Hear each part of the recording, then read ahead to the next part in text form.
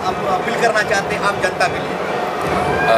Actually समर्थ प्रतिष्ठानमधून मी एक समर्थ प्रतिष्ठानचा एक member म्हणून मी इथे बोलू इच्छितो की आमचा गणपती, त्याचं नाव आहे चेंबूरचा समर्थ.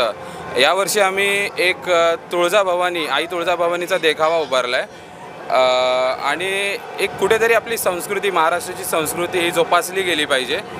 महाराष्ट्राची संस्कृती ही जोपासली गेली पाहिजे अशी एक मनापासून इच्छा होती. म्हणून आम्ही आमच्या परीने खूप प्रयत्न केला आहे की कुठेतरी एक तुळजाभवानी मंदिर, आपल्या महाराष्ट्राची जी कुलस्वामिनी आहे तुळजाभवानी मंदिर, तुळजाभवानी, आई तुळजाभवानी, त्यांचं मंदिर आम्ही उभं केलं आहे. आणि सर्व गणेश भक्तांना आणि येणाऱ्या सर्व नागरिकांना मी आवाहन करतो की तुम्ही या आणि या कलाधिपती, म्हणजे जो कलाचा अधिपती आहे गणपती, याला भेट द्या. आणि आम्ही एक सुंदर अशी एक कलाकृती उभी केली आहे, आई तुळजाभवानीचं मंदिर. तर तुम्ही या आणि नक्की आमच्या मंडळाला भेट द्या, तुम्हाला नक्की आवडेल. सर आप कुछ बोलना चाहते सर? वही सारे मंडली लोग जो उनके साथ आपके साथ खड़े, क्या बोलना चाहते हैं आम जनता के लिए जो यहाँ दर्शन करने आए? क्या है, कब से करना है? हे ॲक्च्युली आमच्या मंडळाची, हमारी मंडळ हिंदीमध्ये बोलू का मराठीत?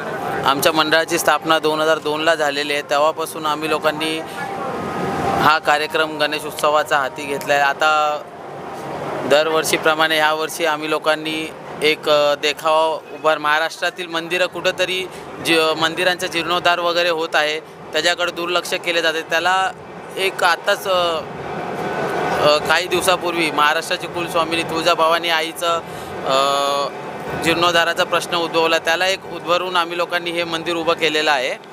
तर माझं लोकांना एवढंच हे आहे की लोकांनी यावं इकडं, याचं दर्शन घ्यावं आणि हा देखाव्याचा आनंद लुटावा.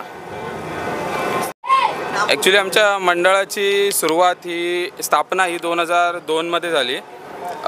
5 जणांनी बसवलेला हा गणपती आज विसर्जनाला जेव्हा निघतो तेव्हा तो 500 जण नाचत त्या मिरवणुकीत जातात.